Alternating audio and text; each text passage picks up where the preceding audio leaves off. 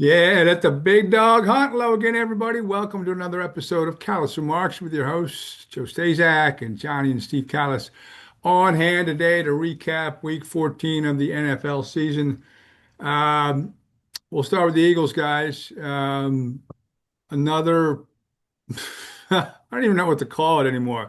Three straight losses. I'm not sure which loss was worse, losing a 21-point lead to the Cowboys, getting bullied at home on Black Friday, or turning the ball over five times as your quarterback did last night. Jalen Hurts, twice on one play, by the way, and losing in overtime to the Chargers, to a quarterback who had only one hand to play with, 22-19. I mean, I can go up and down. Jake Elliott missed another gift he got at the end of the half that could have helped A.J. Brown. It looked like he kind of dropped a touchdown there in the fourth quarter, dropped the first ball of the game on a bomb. Also, maybe Alligator armed one in the third quarter, turned into an interception. So they weren't all Jalen Hurts' fault, but he was not good last night. He was just not good. And seven sacks for the Eagles defense. And Justin Herbert was able to pull out a win last night for the Chargers. Johnny, your thoughts? Yeah, great to be with you guys as always. Not only did Hurts turn the ball over five times, I think he's the first player ever to turn the ball over twice on a single play. In like the Interception, last 25 years or something ridiculous. fumble recovery, then fumbled. Yeah, that was pretty rough. I think as you said though, Joe, I mean, Hurts obviously had a pretty bad game. It's clear that a lot of folks, including internally, were frustrated with the lack of their explosive plays or driving the ball downfield on offense. He's been encouraged to do that, and it's been to their detriment. He's been turning the ball over a ton after, you That's know, what happened when they last year. This was how it was before the bye week, and they said no turning the ball over. We're going to go conservative. And until 3 weeks ago, they kept that same. You're right, Johnny. You're right on the money. The same philosophy, except last year they could run the ball. This year they couldn't do that either. And I yeah. know it was tough to watch, but when you keep those, when you protect the football, nine turnovers in the last three games. I'm sorry, go ahead. No, absolutely. And I think, and look, AJ Brown's gotten more passing yards. They are throwing the ball more down the field, but turnovers highly correlate with winning, or losing, I should say. And I think that's what you've seen from the Eagles, the last three games. But, Hurts did make a real nice throw to AJ Brown, the left side of the end zone that probably would have won them the game. I think Brown, if you're an all-world wide receiver, you come down with that despite your hand being hit. The defensive back did make a nice play to get his hand in there. That's Nice that one you of those saw that. where, Not many people mentioned that the defensive back was pulling his hand down, but he still, I think, should have caught the ball, like you said. yeah, it's one of those where is it technically a penalty? Yes, but as a defensive player, that's kind of what you try and do, and you oftentimes get away with it when it's bang bang like that. You try and put your hand in there just to disrupt one of the guy's two Yeah. hands, and I think that's ended up what disrupting him. It's just weird though. You saw it. I think it was in overtime. You had Hurts rolling left, just miss a wide open AJ Brown, but then on the next play, he throws a dart up the middle to. Uh, Devontae. to Devontae, and it's like, just so up and down with Hurts on sort of these passes. And I think on the last play of the game, you have to give a just a shout out to Cam Hart really playing this sort of high-low concept really effectively. I'm surprised if you're Hurts though, just take what's in front of you, just throw it to Goddard, take your 5 yard It was gain. first down. It was first down. It was first down. I don't know why you're passing it. I think it was to Dotson of all It's a people. Dodson, yeah. And it's just, but a great play by the Chargers to make the game-winning interception. Just a couple other just quick notes. You're right, Elliott. 4 for 5 on field goals. Did miss a 40-something yarder. I think when you're kicking five field goals, that's kind of problematic to begin with. But Cameron Dicker, man, Dicker the kicker. This guy's like 95% in his 4 year career. I think he was, what was he, 5 for 5? Five Just for five. automatic. I mean, these are no-brainers right down the middle. These Texas, wasn't, didn't you go to Texas? These Texas kickers, Justin Tucker and there's Cameron Dicker, these guys. I mean, Tucker's, doing his own thing, but Dicker was Incredible. And then incredible, him and Aubrey are, that's why right? you think of the greatest kickers of all time. I think these kickers are just going to get more and more accurate over time. You have to kind of compare them to the era they were in. For a while we thought it was Tucker, but these guys, Aubrey, Dicker, Butker's been a little up and down. They're going to reset these record books every single time. And then just one last play. There was a play, I think the Chargers were driving when they were down three to go and tie the game. where both Joe Buck and Troy Aikman gave Cooper DeJean credit. Herbert was rolling left and he ended up going out of bounds. And DeJean was in a weird place where he actually was already out of bounds, could have laid him out, didn't.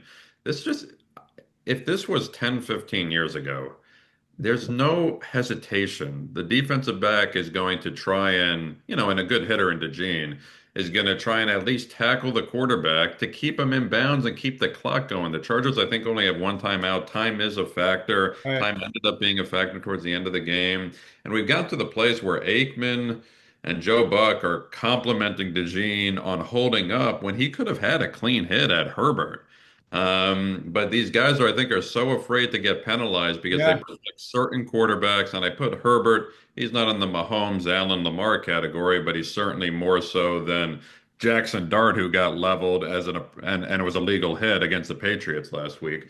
But I think if you hit him there, then you keep the clock moving. And it's interesting how in big time plays, these rules about the quarterbacks are playing a factor. But no, overall, tough loss for the Eagles. We're going to learn a lot about the Eagles. They have some gimmies that you would think, though maybe you can't guarantee with the way their offense is playing, they'll Yeah. win the next couple weeks. I think we'll know a lot if the Eagles are like their 23 version or if they actually have some hope based on how they perform in Buffalo in 3 weeks, which will be a playoff-like game. And I think it'll tell you a lot about their chances come January. Steve, your thoughts? I think the one bright spot for the Eagles is Barkley, 52-yard touchdown looked like a year ago, 122 yards rushing, but I think they're a mess. I think Hurts is a mess. I just, he was Hurts after the game. I do give him credit. He takes, he takes a lot of the blame, rightfully so. I always think they should have, not to defend Hurts, but they should have a category of tipped interceptions.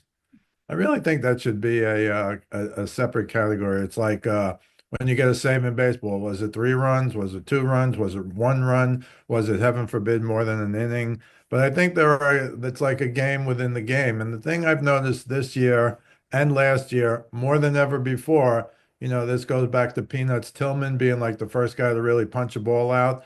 This is like every play. If you watch the game just for that, watch the defense just for that.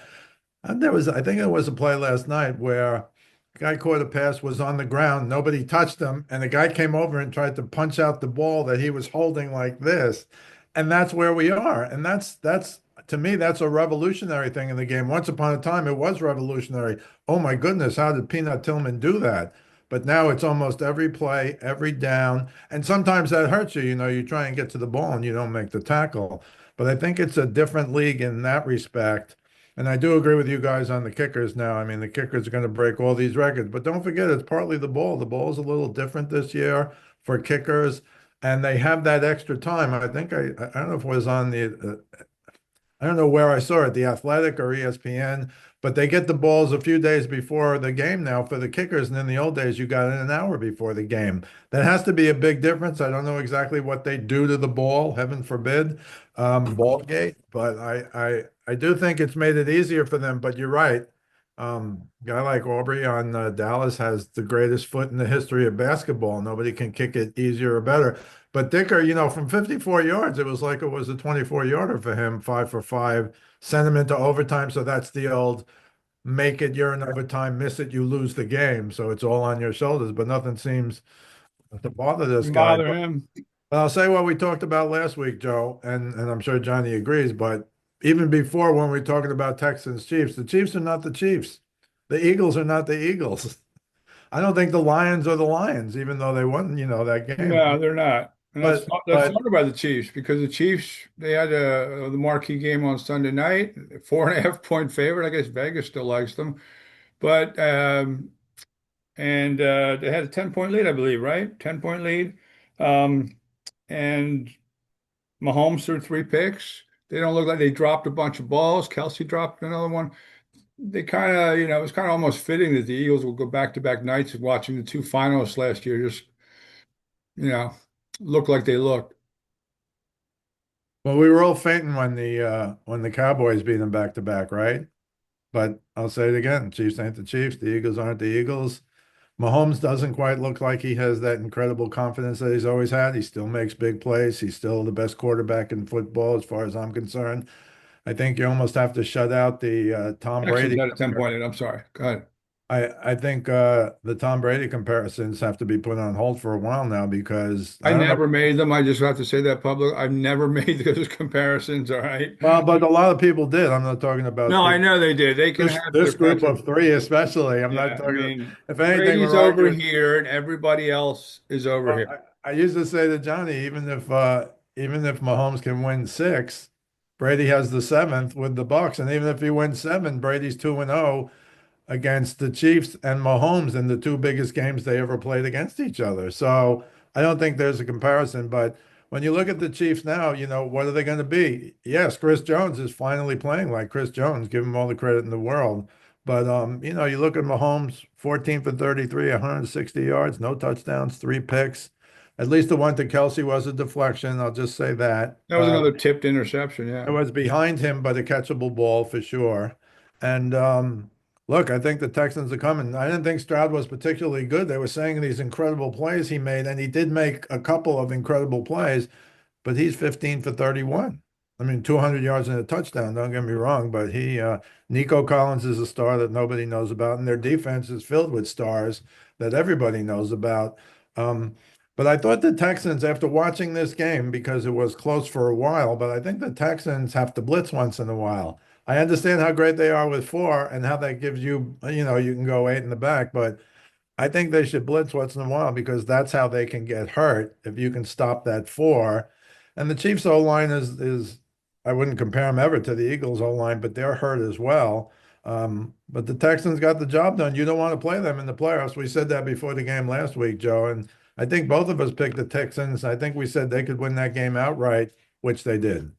Yeah, they're still box office. The Chiefs, to get Leo DiCaprio and Selena Gomez to go to Kansas City on a Sunday in December, not too bad. Johnny, your thoughts on that game?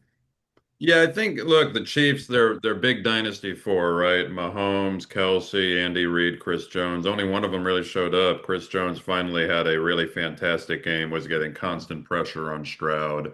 Mahomes was bad. I don't think he was actually as bad as the stat line indicates. Kelsey was horrible. He had multiple drops, including one that led to the game-sealing interception. Andy Reid made one of the dumbest decisions I've ever seen. I mean, it's a 10-10 game and your defense is playing extremely well. Like the Texans, who offensively were okay in the first half, did absolutely nothing. I think they had four straight drives where they punted. Three of them were three and outs. CJ Stroud looked terrible. They couldn't handle the pressure Spags was bringing. I don't. They just had no answer to go for it on 4th and 1.5 from your own 31 when your defense is playing that well. I mean, you're just giving them points. I mean, it's really one of the worst decisions I've seen a head coach make, period. It is one of those where if the game is a shootout like Mahomes versus Allen, you can think about it. But when it's 10-10 and neither offense can do anything, you have to punt because I think that was the only way the Texans win this game. It totally changed, whether or not you believe in momentum, it totally changed the complexion of the game and it put the Texans in a position to already have a field goal, and then it loosens you up a little bit, and you go down, you score a touchdown, and effectively win the game. The analytics said that was a good call. The analytics, it doesn't account all the time for context within the game. Are we in a Abs- 10-10 game? Are we in a 40-40 game? How is the defense playing the last few possessions? So I just saw it, and Andy Reid admitted to it, but it was just a horrible, an absolutely horrible play. Interesting stat. Mahomes did a little bit with his legs, but the Chiefs are now 0-4 when Mahomes leads the team in rushing. So I see what you're saying, Steve, about the Texans needing to blitz, but I don't think you can ask for much more from the Texans defense, 10 points. But then the Chiefs, I guess what you could say is it wasn't just Kelsey. Rashid Rice had a couple brutal drops, including on a just before the Kelsey Fourth got down play. down. Well, So I will just say, Johnny, I will say though, within this specific game, when you watch the second half, it was like the Chiefs blitzed on every single play. Now, obviously, the Texans don't have to do that because they got a better four and they can get there with four. But when you saw what the Chiefs were doing to the Texans, you could see the Texans if they blitzed one guy. I mean, this is not a bring six or seven. I think the Chiefs brought seven twice. I'm always sending Johnny a text, bring eight, bring seven. The Chiefs actually brought seven two times in that game and they kind of threw them backwards a little. And the only other thing I'll say, and I don't mean that they should blitz as much as the Chiefs do. That's been Spags for years. But I think once in a while would even help them more, as good as they are with four. And the other thing I'll say, which goes right to Johnny's point, it's also there were 10 minutes and 18 seconds left in the game when they tried that fourth down play from their own 31. So you got plenty of time. And as Johnny said, you were stopping them. So I don't know. Andy Reid has enough of a resume to get, nobody's going to slaughter him for that, but it was a dumb play. And then, as you know, Johnny, and I'm sure Joe, they went for it again on their own 41 later. You can make a case Yeah. that, that was with like 5 minutes and something left in the game. You could make a case there that they could have punted right there and put them way back and let the defense go back to work. But I'll say it forever now. This year, the star teams of last year, Chiefs, Eagles, even the Bengals, even though they beat the Bengals, even though Buffalo, even though they beat the Bengals, these teams are not what they were last year. They're just totally different. You almost have a new crew coming in where I would include the surprising Patriots, of course, but I would include the Texans at this point. You don't want to play the Texans in the playoffs. So we'll see what happens. But it's a different league this year than last year in terms of who are the top 3 or 4 teams. Texans started out 0-3. They're now 8-5, and don't look now, but the Chiefs have the same identical record as the Miami Dolphins, 6-7. If you remember when Mike McDaniel, you weren't sure if he was ever going to show up for work on Monday because he was going to get whacked. Things got so bad. He's done a nice job hanging in there. I mean, we're not going to talk about the Dolphins today, but you keep grinding it out, and they're not making the playoffs, but 6-7, same as the Chiefs, your former two-time world champions. Hey, Packers and Bears really lived up to the hype. I think the Bears are for real after watching. I know in a loss, I think they're for real. Caleb Williams has to clean some things up still. And I get why they say, okay, the reason you can deal with some of his bad stuff because his good stuff is really good. When you do watch some of him do some good things, his arm strength, the way he slings it. He made some great throws the other night. I thought he was going to drive him down the field, the Bears, and tie the game up at the end. He made a bad pass. He was way late. It sounded like Jalen Hurts way late on that pass. I didn't like the play call either. But and the Packers since that Eagles game haven't lost. I believe they won four straight. And the Bears, that was an epic clash. And I think those two teams are for real in the Smythe division, Johnny. Yeah, no, I agree. I think this is one of those rare games. Not, are there, well, what's the phrase? I'm forgetting the phrase right now. Can you have a moral victory? Right. I think if you're the Bears, you went up into Lambeau and you played really competitive and you were 10 yards away from tying, or I actually think Ben Johnson, they probably would have gone for two to try and win the game right then and there. I wouldn't have been surprised at all if they did that on the road. Um, so I kind of liked how both teams ended up performing. The Bears got down big a couple times where it looks like, are we heading towards a blowout? We weren't. They ended up competing really well. The big thing I'll say about this game, I actually don't mind the aggressive play call there on 4th and 1. I do mind they roll them out left. Roll them out left. Caleb was throwing it great rolling out right, so I don't know why you run that same play rolling right, and then you're going to get a lot more behind the ball. It was late, as you said, Joe, but it was also just a weak throw. I think partially because I mean, look, he has a great arm, but I think partially because he's rolling left. So I'd much rather see you roll Caleb out right, where he's much more confident. I threw the ball better rolling right than he did from the pocket in that game. And I think that would have put him in a much better position. But I think both these teams, I think they're playing again, aren't they, in a couple weeks in Chicago? So I think that'll tell you a lot. Chicago's got to win that game. But I'm with you, Joe. They've really impressed me. I'll be honest, I didn't think, and a lot of people I know here didn't think they were for real for a while there. But you I know, this didn't. this kind of loss in Lambeau, they're 9-4. NFC, man, it's a deep playoff field. I mean, right now you got to be 9-4 to be in the wild card, I think. Maybe it's 8-5 with the Lions. I forget what they are. But it's not clear. I mean, I think the Rams are the only identifiably really good team right now. But the NFC, they're saying the AFC is wide open. NFC, you're going to have 5, 6 teams who look like they can beat anyone on any given day come January. I agree. Steve, what'd you think? Well, I give Caleb Williams some credit because after the game, he really analyzed that last play, which Johnny had told me what a stupid play that was, and it was. Well, But he did hit a longer one on Cole Komet against the Eagles, rolling left and He threw one. did. So maybe he's a lot better than we think. But I think naturally you'd want a quarterback rolling to his right and throwing that ball. Well, he Right. was also saying though that he wanted to make sure, and he screwed this up, and he admitted it. He wanted to make sure Komet would have a chance. I think Komet's a tall guy. And he was back further back in the end zone. He could barely get to the ball when they threw it to him. But normally that would be the kind of throw it up and let him jump over the corner or the safety or whoever was guarding him. Because he pretty much threw it, the guy didn't have to jump very high to intercept that ball, Nixon. And I think Komet is a real good player. I think he's underrated.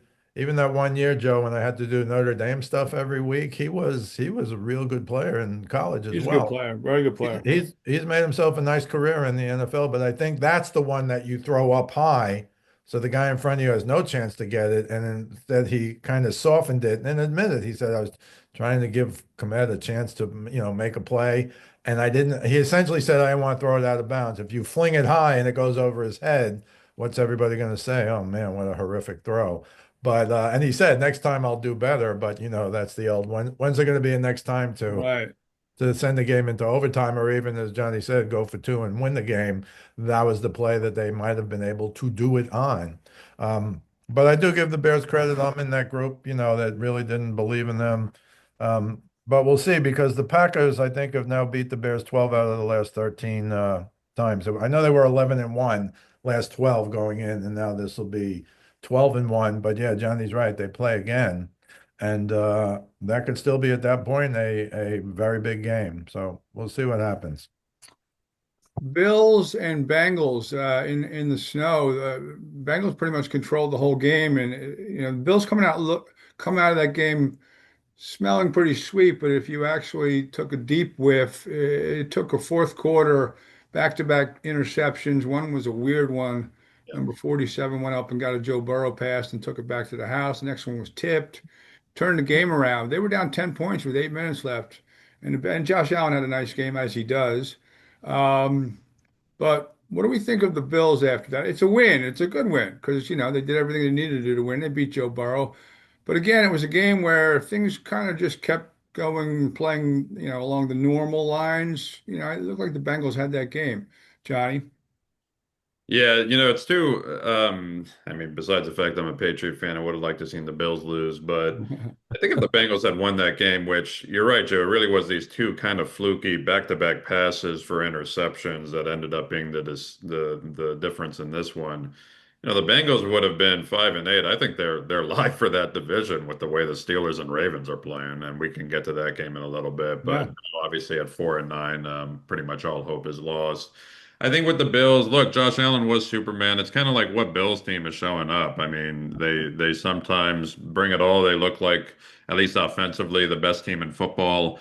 And sometimes they totally lay an egg, which happened against the Dolphins and a couple other times this year. So Allen did make some incredible plays. He had this one touchdown to Shakir. I don't know how he. was that an unbelievable pass or what? I mean, it's just he's on a, that's MVP Josh Allen, Oh where my he's goodness. on a different planet. I mean, he's rolling right, he has nowhere to go, and somehow he finds a window to get in the pass to Shakir. It's one of the best passes of the season. I don't know if people Tremendous. are talking about it like that. Yep. Um, but no, overall, look, I think Buffalo, you give up 34 points at home. Granted, it is to Joe Burrow and the Bengals. That's cause for concern.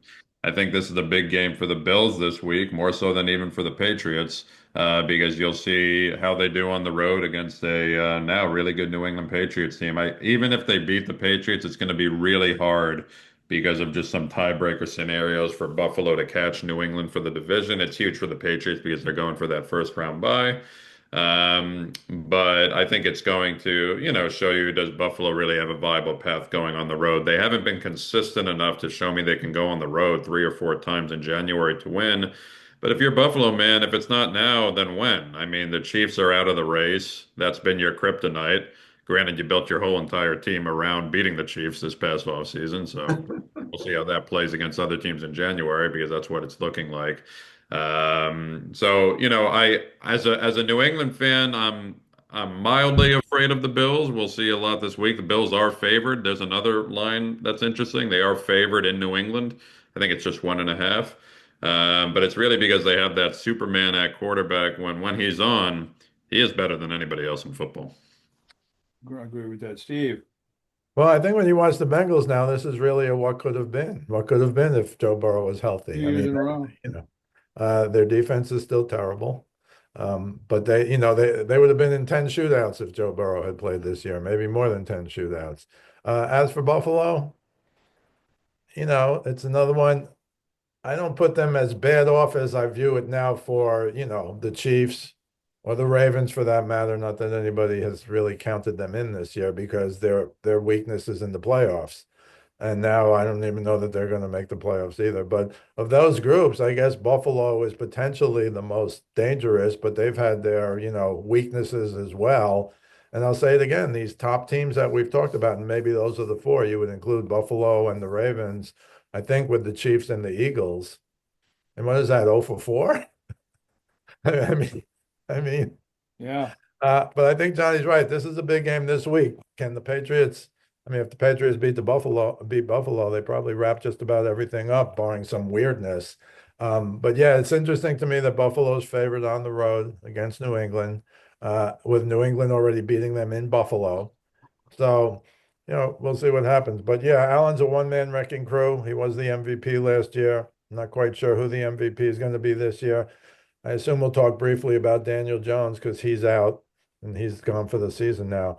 But Philip Rivers, bring back Philip. yeah, do you know that, Joe? Yeah. They're Yeah. working out Phil Rivers because their backup got hurt. Riley Leonard, he got hurt, and everybody forgot about Anthony Richardson, but he's on IR. And I didn't hear about his terrible injury. I don't know if they just put him on IR because he's really upset that he, wasn't the starter, which of course they made the right decision. Feel a little bad for Jones though, because this was his coming out party and they were a factor. And he's not out a year anymore. He should be able to come back and play earlier next year. Uh, but yeah, so I think Buffalo is still a big factor because I think they're playing pretty well. And that was in the snow, don't forget that was in the snow. But I feel terrible for Joe Burrow. And T. Higgins, by the way, who played great the other day, he's back in concussion protocol. So he Same might thing he might here. have played. I don't know how you're on concussion protocol, you get cleared. He did hit his head once, and now he's back on concussion protocol. I don't know if they just fudge those things. They have the independent doctor.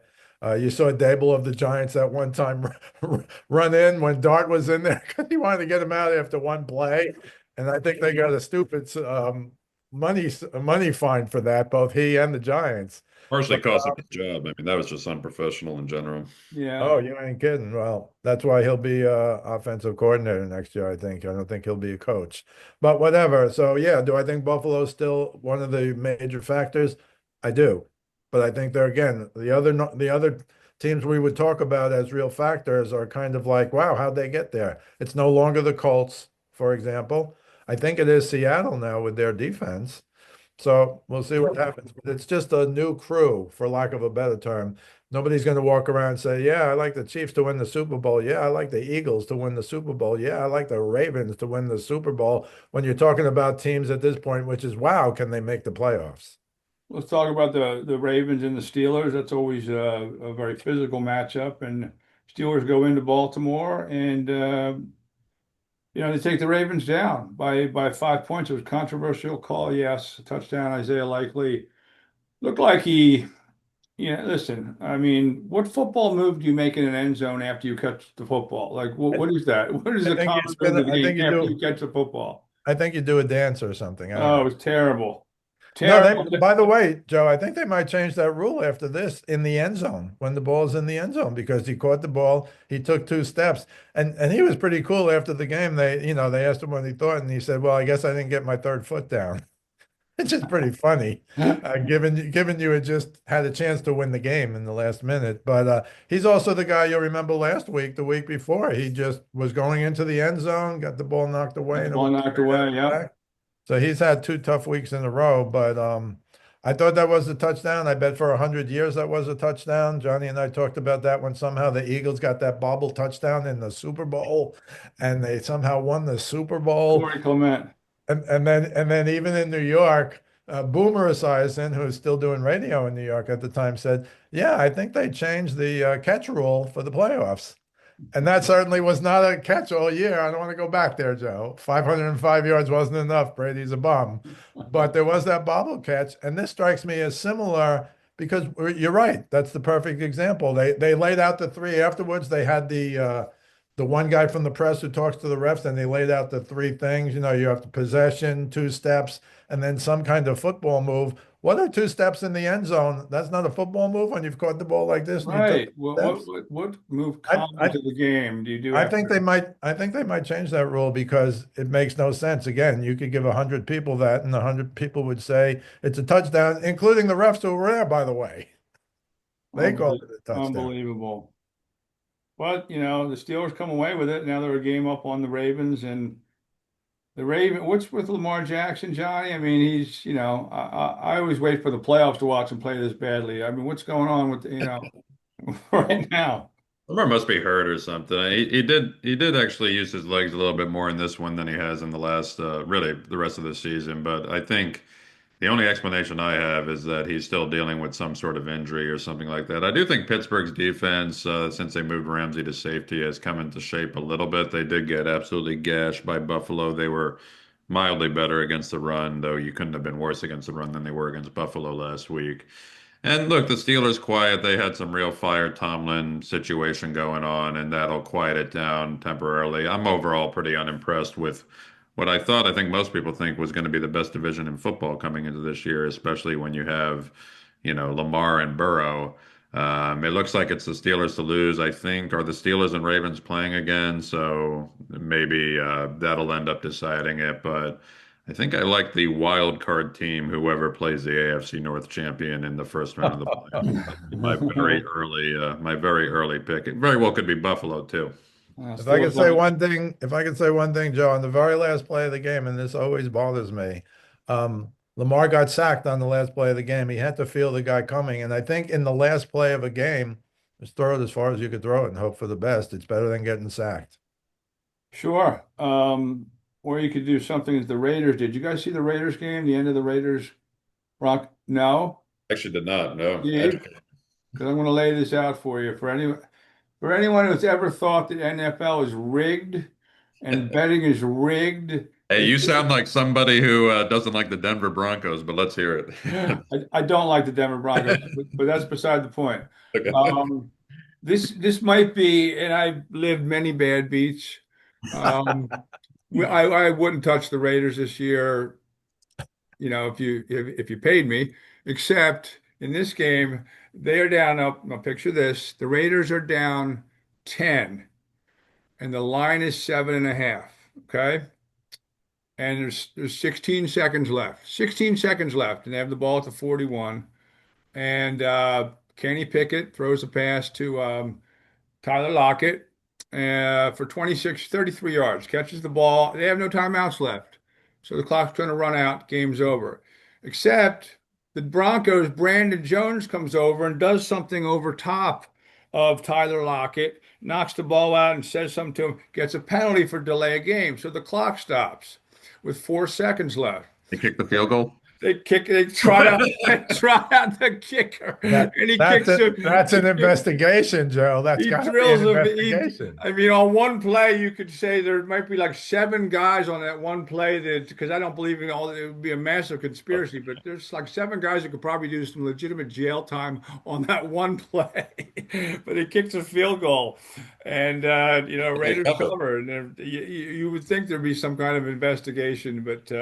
I was it had to be the worst beat I've ever seen, ever. And I've been part of a lot of them. Well, will they get fined? Will they get fined for kicking a field goal, you No, think? you're allowed to kick a field goal. You're allowed to. Even if you said now he wanted to cover, we couldn't win the game, so you can say that. What did Carroll say after? I actually did not hear what he said. I didn't hear what he said to comment on that. I have to go back and look. But You're anyway, right. folks, that's going to be a wrap. Great stuff as usual. Johnny and Steve Kallas, Week 14 recap. And we are in the home stretch, and you can check out Steve's stuff on his daily Facebook forum page. Speaking of sports with Steve Kallas, and this podcast is on YouTube and all the audio outlets on Tuesdays and on Saturdays during the football season. Johnny, we appreciate you coming on again as always. Good luck to your Patriots. this weekend, going for what, 11 in a row? Yeah, we're up to 11, going to be 12-2, and take over the number one seed back from the Broncos. We'll see how it goes. That is amazing. That is amazing. And a dog at home. Well, whatever. I'm not sure if that's a Vegas thing. I'll have to look into that a little bit more. That's a little interesting because you're right. The Bills are up and down. The Patriots have been very steady.